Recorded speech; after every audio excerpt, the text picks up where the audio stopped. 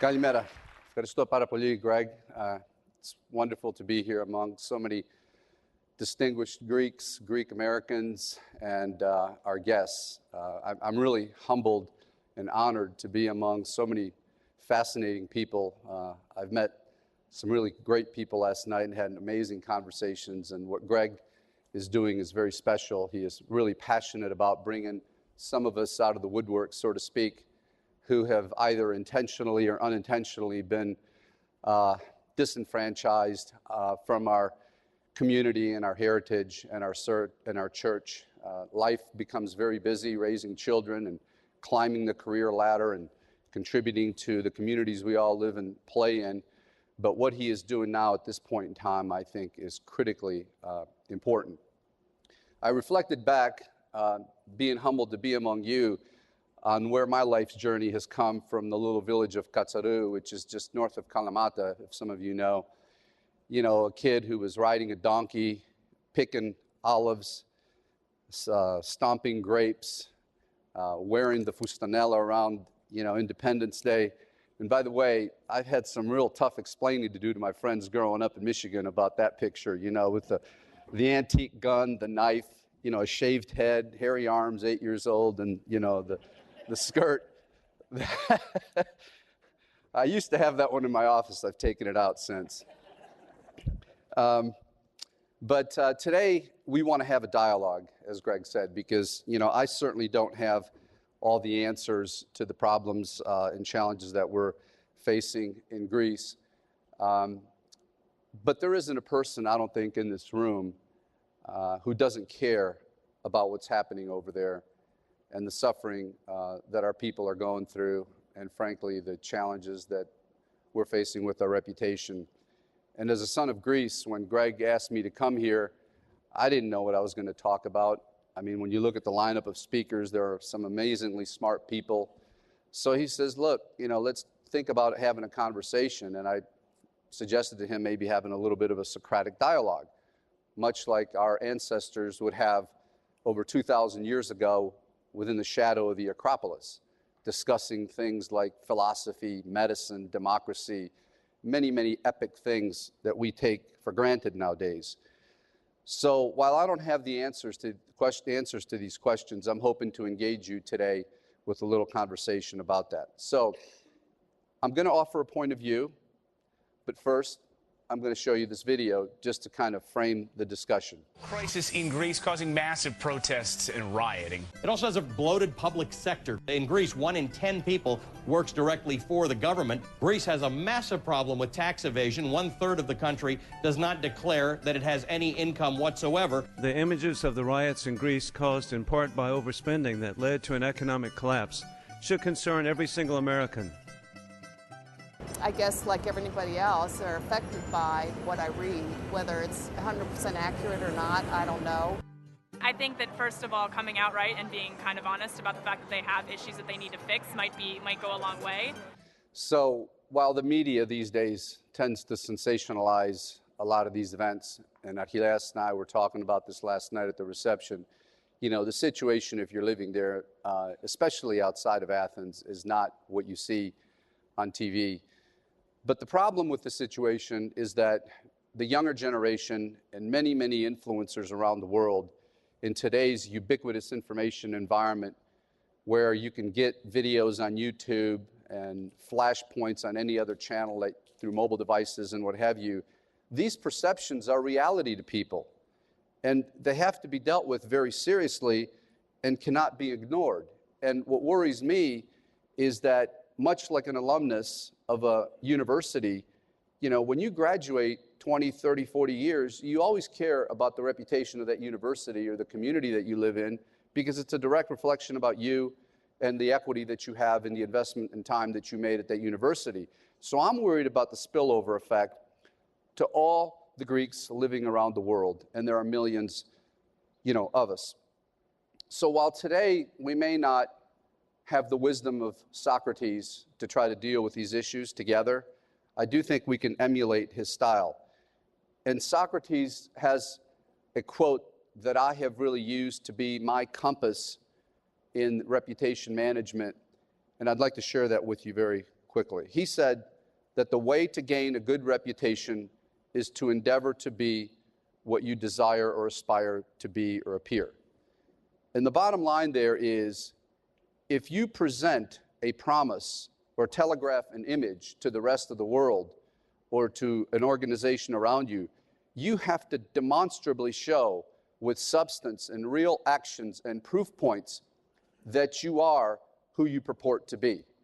There have been many companies and many organizations, and we're seeing BP right now going through a major reputational crisis because the image that they presented to the world with their BP Green program certainly looks now like it was a bolt-on initiative and not fully ingrained into their culture of making safety decisions and doing the right thing. And they're paying a big price, and who knows whether they'll ever be able to fully repair their reputation. There's a second quote that has guided me as well, more current, and this comes from the Oracle of Omaha, Warren Buffett. Warren said, "It takes 20 years to build a reputation and 5 minutes to ruin it. And if you think about that, you'll do things differently." Warren said that after Salomon Brothers faced a major financial meltdown during the bond crisis. And he said, "I will forgive you losing money, but I will not forgive you for losing reputation, because at the end of the day, that's the only thing that matters." So Buffett was talking about companies and not countries, and Greece has been building its reputation for almost 2,000 years. But you know, when you look at the situation, it's not much different in some respects than what California is going through right now with its fiscal problems and over-leveraged system. It's not much different than what Michigan's going through with the exodus of workers, a very intrusive and highly restricted industrial environment through labor, and a bloated payroll, and an entitlement mentality. So while the Greeks may be perceived now by the rest of the world as being entitled, there are a lot of other pockets that are experiencing similar things. They're just not dramatized. So could it be true that these riots that we have seen in Syntagma Square that got all this exposure on YouTube in 5 minutes could wreck our reputation? And if you think about it, it wasn't long ago that the riots in South Bronx, Watts, Detroit, left indelible marks and scars on those cities. So, I know all of you have strong opinions. I've been around Greeks before, and now is the time that I'm going to start a little dialogue when I'm going to pose a first question for you. And please remember, we're in the shadow of the Acropolis. Of course, we don't have the wonderful air and the stars and all that. They didn't have the Nephos back then, although the Nephos has gotten a lot better now, as we all know. So let me pose this question, and I want to show of hands, all right? How many of you think that the current crisis has damaged the reputation of Greece around the world? Let's see, who thinks that is the case, all right? I'd say we have almost a unanimous consent on that. All right, now, why is it that you think that our reputation has been damaged, in this context? What is it about the images that you see that have caused some consequences around the world? Can we just take a couple of comments from people? Who would like to get this discussion started? Yes, ma'am. If you could wait, please. I'm supposed to ask you to wait for the microphone, if you would be so kind. Good morning, Bill. I was just going to say, people outside are seeing what the media is showing. Yeah. They don't want to go to Greece this summer because they see riots, they see fires. They think if they go to Greece, that's what they're going to face. Mm-hmm. They don't realize it's just 1 or 2 or 3 riots, or something that's very contained, which I believe it is. And I think as all Greeks we know that is, because as Greeks we have to express ourselves. But it's ruining the reputation because the media is not showing anything else. Mm-hmm. That's a good point. Right in front here. I think that the infringement upon our own market here in the States is something that Greece is being blamed for as well. That's what's deterring everyone from going to Greece too. They think that Greece has screwed up our whole system of management, money, Wall Street. That's an excellent point. So it's not just contained to the Greeks and for the tourism there, but it's had this sort of spillover effect into people's financial investments and that kind of thing, which is very personal. Very good point. Okay, right in front here. Good morning. Good morning. I think I don't have, my only comment is I think your question was why did this happen? Yeah. And I don't think anybody's attempted to or fully answered that yet. The question is why did this happen? Right. So, who has an idea for that? Who has an answer for that? There's one right in the back, right there. That's a good. I can offer an idea. Yeah. I spent a lot of time in Greece. I was born and raised there, but I was there this past weekend. Unfortunately, I think we have to accept the fact that, like the saying goes, it happens slowly and suddenly. Yeah. And the fact is that all of this thing has been there for a very long time, and it's a manifestation of reality. And what we need to think about is not like the Greeks themselves in Greece, blaming speculators and blaming Europe. We have to be accountable for the issues that have brought us to where we are today. That is an excellent point, and I know there's more comments, and I want to just share with you, you're reading in my mind here, some comments that I believe bring your point to life. Recently, I read, as some of you have, I'm sure, that the Deputy Prime Minister, Theodoros Pangalos, told the BBC on camera that the whole economic crisis in Greece is the Germans' fault. Not today's Germans, but the Nazis who looted the Greek banks. And a few days later, by the way, the mayor of Athens told the German chancellor that she owed Greece 70 billion euros for war reparations.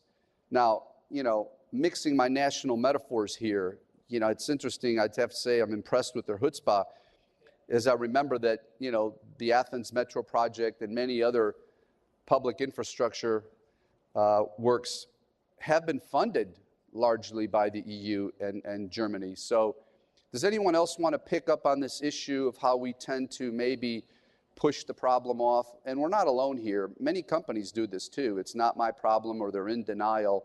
So any other comments about the root causes, about accepting responsibility? Yes. Yeah, I'm a student of history, and I think that the trauma of modern Greece, especially after the Asia Minor catastrophe, when you look at the upward trajectory of the nation, and then the devastation, and then on top of that, World War II, my perception, and being removed from Greece, but reading into the history, is that Greece has been a small nation that's been dependent on the outside for good or for bad.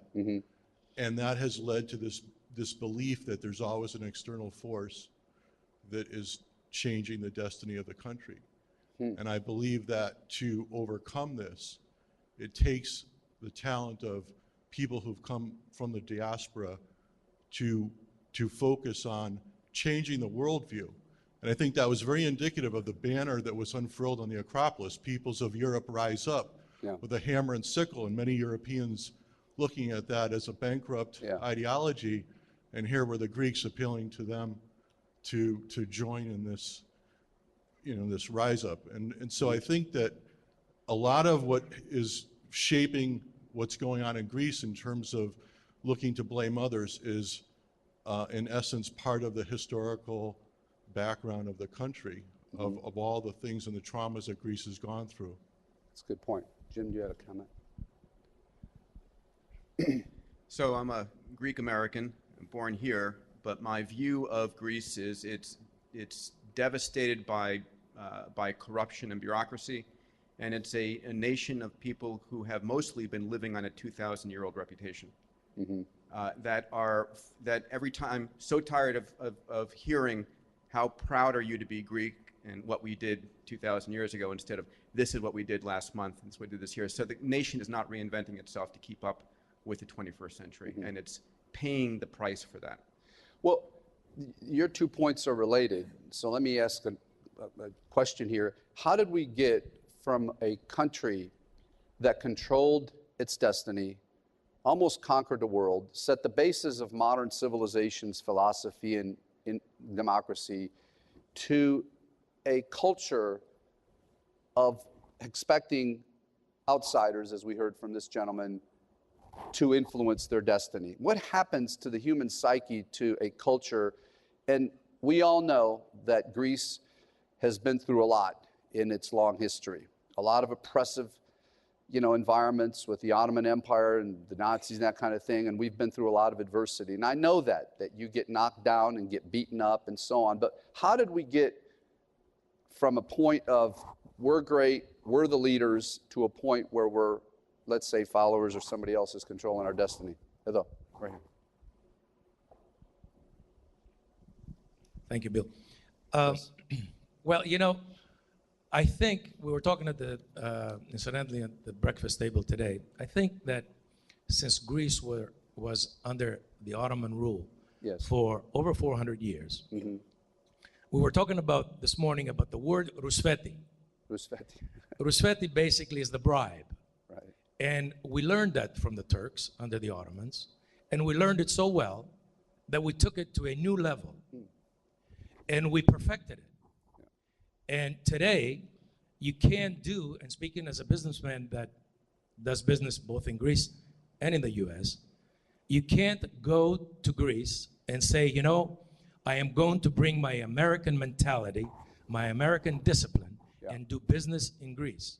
And I was gonna do that, and 30 days later, I had to pay the doorman and the minister to get something done.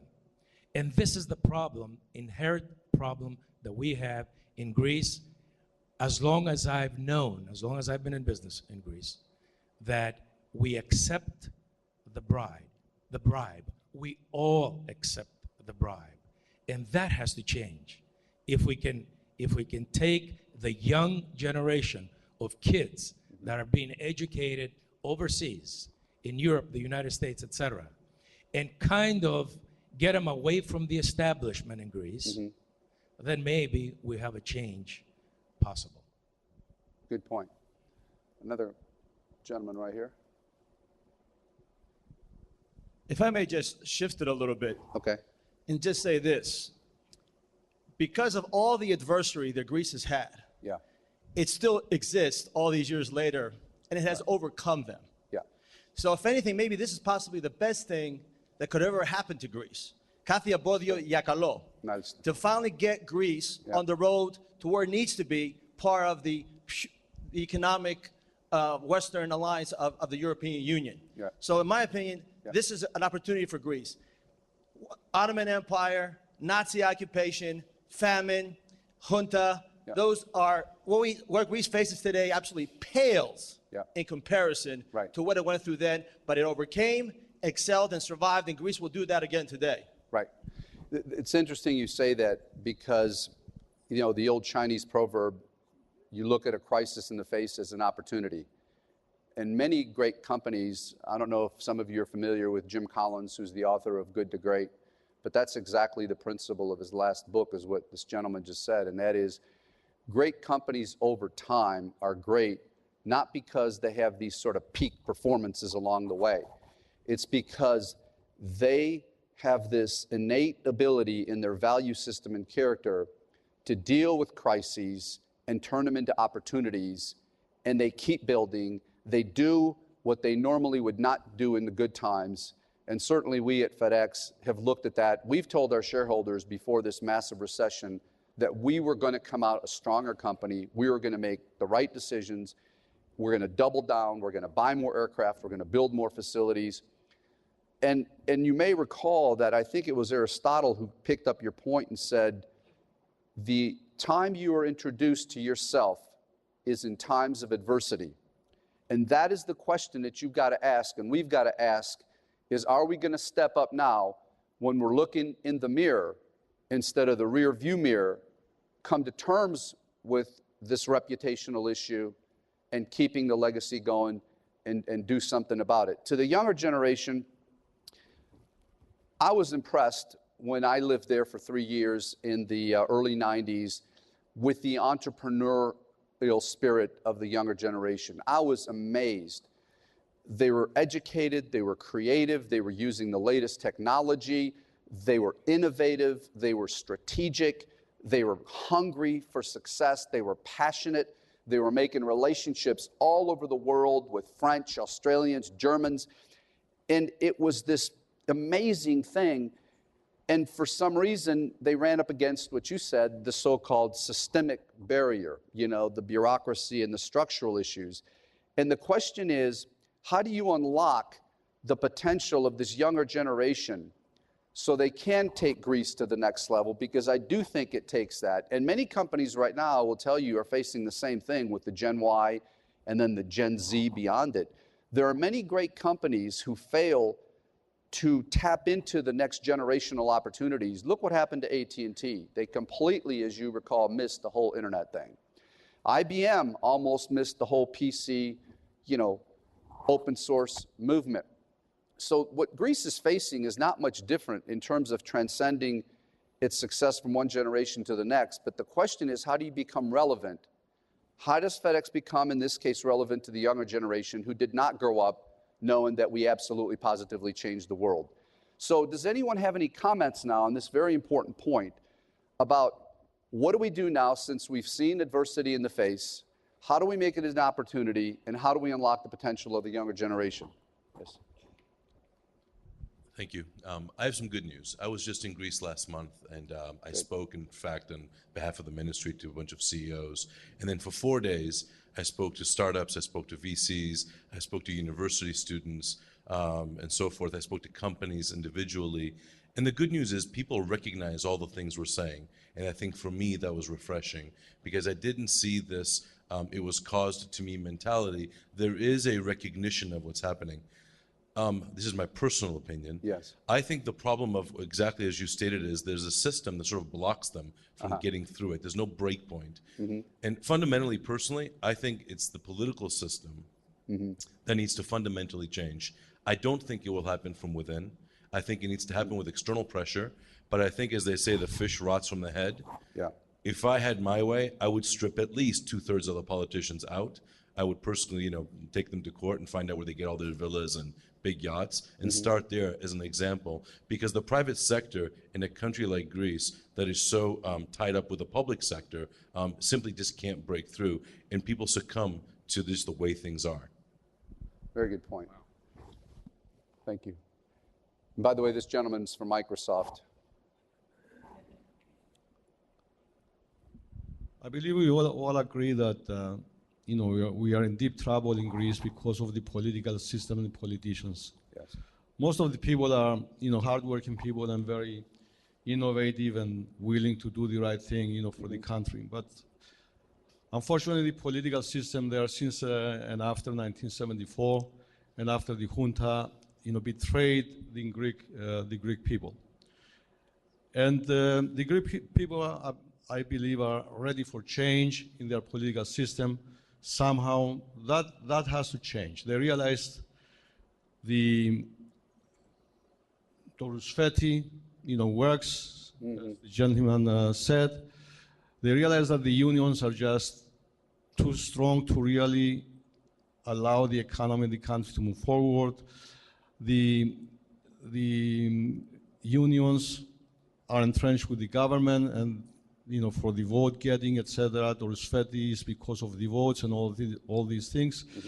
Hopefully, we'll be able to. The Greek people will be able to change for the better in very, very soon. But my question is this: as Greeks in the diaspora, and as homogeneia, how are we ever organized to help Greece and Cyprus in times like that? When there is a crisis out there, basically we are left alone. Nobody comes close to us because we are like a nuclear reactor or whatever. Everybody, as we've seen with these documentaries, spoke against us, and they are finding us as the kicking back, etc., etc. But as a diaspora, how are we organized to really help our people down there? Did you ever think about that? How are other nationalities helping their people when they have problems? The Jews, the Italians, the Muslims, everybody. Are we organized in such a way so we can somehow bring some help to those people? And somebody said that, the diaspora has to help. Of course, we have to help, and we know how to help. In here, there are a lot of business people, a lot of professionals, a lot of people that can indeed offer, their services to help Greece somehow. But are we organized in a way so we can do that as Greeks in the diaspora? Right. So the question is that you're saying is, how do you change? I've heard a point of view that says change can't come from within, which is valid. There's another point of view which is valid, where change must come from within. Maybe it's a hybrid, maybe it's a combination of the two. But think about this, even in our personal lives, whether it be with a relationship or a job or anything, when you're dealing with a difficult situation, what triggers change is when the totality of not willing to change is worse than changing. So the inability to change, when that becomes worse than changing, then all of a sudden that triggers something. So what's the first step when you have to change? You have to listen, right? Which is what we're trying to do. But if you're not listening, just like in our own careers or jobs, we do these things called 360s. We hear a different point of view. We may not like it because someone is rendering an opinion. Let me share with you a conversation I had recently with Lee Scott, the chairman of Walmart, who was a former CEO, who was at the helm when that company's license to operate several years ago was at risk. You may recall that. They faced an amazing crisis. Walmart functioned successfully and grew rapidly under a philosophy that Sam Walton perpetuated in the culture, which is if you offer low prices and you take care of the customers, you're going to be safe and impervious from any external threats. Well, in today's society, that turned out, as smart as Sam was, to be a rather naive point of view, because Walmart was doing things that were considered to be inappropriate. And we all know what some of those things were. So they did not come to terms with their vulnerabilities. They did not take appropriate action to close those. And all of a sudden they wake up, and out of 71 applications to get permits to expand, only 1 out of 71 was accepted in the United States. Meanwhile, their staunch competitor Target filed 32 permits, and 30 out of 32 were approved. So I asked Lee Scott at this dinner, I said, what happened? How did this amazing company, what did you all do to change? Because they have, for the better. They've done a lot of good things. And he looked at me and he said, well, we started listening. We started to put our own point of view, our own pride, our own way of doing things aside, and we started listening. So, if you were the Prime Minister of Greece, this is my next question, and you were truly listening, you were in this room, or at least maybe, on a conference call or something, you were listening to this amazing dialogue from very smart Greek and Greek Americans, what would you, as the Prime Minister, be saying to do to change, to take Greece to the next level? Right here. I would reach out to some Greek American IRS agents, and I would ask them to teach the country about tax code and tax enforcement. I found it very embarrassing in the New York Times newspaper. There was an article about how people were not declaring their swimming pools because there was a tax levied for owning a pool. Mm-hmm. And then they took a helicopter and flew above Athens and counted how many pools there were. So I think they should get some IRS agents from Greek American ones so they can speak Greek and English, mm-hmm. and learn about tax code and tax enforcement, because it really is easy to enforce. You can track somebody's spending through their credit cards, their lifestyles, their cars, their housing, and based on that, you could figure out what their income is. Okay. Prime Minister B. Well, first of all, I agree with the Microsoft gentleman that there needs to be accountability on the political level. So the first thing I would do is initiate prosecution, quite frankly, on a lot of the politicians and to hold them accountable. There's got to be accountability. And the gentleman who indicated that what can the Diaspora and, Homogenia do, the Diaspora and the Homogenia has been trying to do things for years. And we just come up against a wall. And that's why we're all discouraged. That's why we're all frustrated. And I think until there's accountability at the top, and by accountability, I mean, prosecution, so that the little person that's getting the pension that is receiving 200 euros, a month, and he has to pay €3 or €4 for a liter of milk, understands that somebody up there in the government is really looking out for the Greek people and not for their own pockets, quite frankly. So, for example, you're the prime minister, and you're looking at reports that are coming in from Europe, the OECD organization, and they're saying to you, you have a pension system that's completely out of whack from the rest of the world, where people get, on average, 96% of their average earnings at the age of 55, which creates a disincentive to work, particularly when people are living longer. You see in the IMF report and some other things which say, and this is an opportunity, I think, that you have one of the highest restrictive economic regimes of all 30 countries, which means, frankly, that if you were to just loosen up some of the state-owned industries and allow people to engage in more fluid commerce to unlock this kind of restriction, that there's enormous opportunity there. You're looking at the issue of Roussetti and this mindset of a young Greek who's 17, 18, who comes out of the village in, I don't know, Meligala, or I don't know if that's a village anymore, how big it is, but it still is, okay. My dream is, much like in France, by the way, and France is not much different, where my dream is to work for the civil service and then retire at 55. So how does a Tea Party movement then, which is what we're seeing in the United States, how does a Tea Party or the equivalent of a Tea Party movement start in Greece? Right here, yeah. Sorry, he's not gone yet. Let me go over here, yeah. This is the new volunteer of the Tea Party movement in Greece.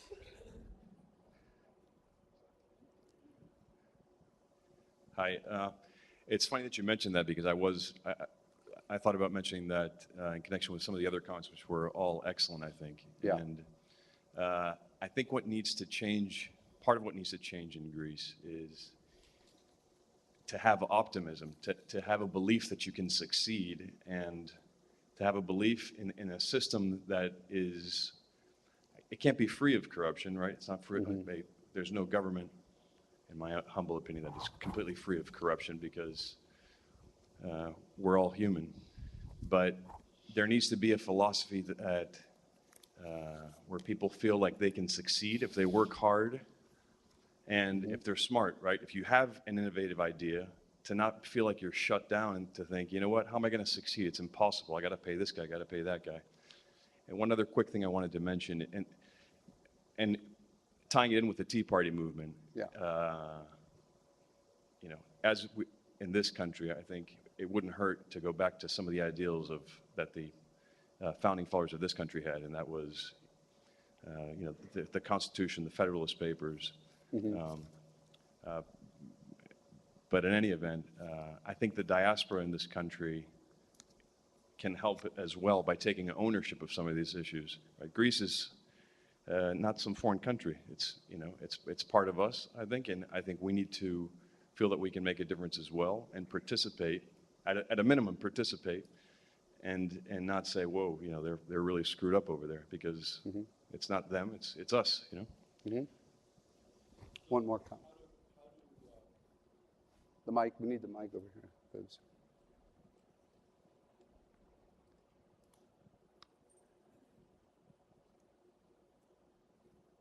So I guess one of the challenges is how to do that as a diaspora, because I've heard a recurring theme of it's going to just sink into the way it always has been.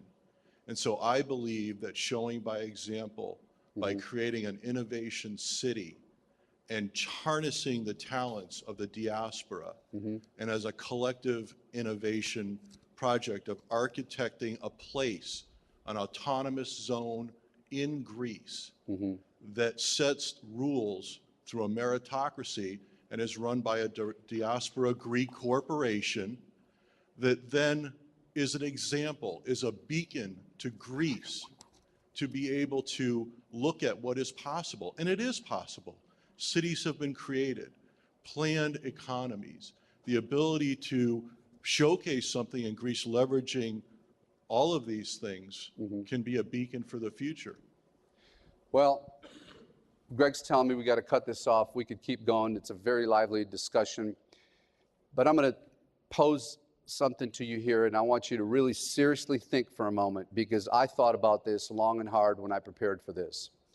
And I asked myself, what would Pericles, the legendary Pericles, say to those of us in this room if he were alive today and he was with us here? What would he do and what would he think? And I tried to find that answer. So what I did is I went back and read some of his speeches. And I'm going to share with you, and Greg, indulge me for just a moment here, because I think this captures the real power and essence of the Greek heritage that we have, because Pericles at the time faced these issues with Persia, and in fact he faced them within the Peloponnesian War. And I don't care what part of Greece, whether you're from the Peloponnesus or Athens, we're all Greeks. So because I'm sharing to you Pericles' quote and the lens that he guided the Athenians through is not to take sides, because I do think it captures Hellenism. This was the speech that he gave at a ritual of dead soldiers and warriors in Athens. And here's what he said. I shall begin with our ancestors. It is both just and proper that they should have the honor of the first mention on an occasion like the present. They dwelt in the country without break in the succession from generation to generation, and handed it down to us presently with valor and dignity. And if our more remote ancestors deserve praise, much more do our own fathers here today, who added to their inheritance the empire which we now possess. Now it's up to us. We can spare no pains to be able to leave the acquisitions of what we build for the present and for the future generation. And he went on to say, and this is really very cool here, the admiration of the present and succeeding ages will be ours, since we have not left our power without witness, but have shown it by mighty proofs, and far from needing a Homer for our panegyrist, or other of his craft, whose verse might charm for the moment, only for the impression which they gave to melt at the touch of fact, we have forced every sea and land to be the highway of our daring, and everywhere, whether for evil or for good, have left imperishable monuments behind us. Such is the Athens for which these men who died today, or recently, in the assertion of their resolve not to lose her, nobly fought and died. Indeed, I have dealt at some length about the character of our country. It has been to show that our stake in the struggle is not the same as theirs who have no such blessings to lose.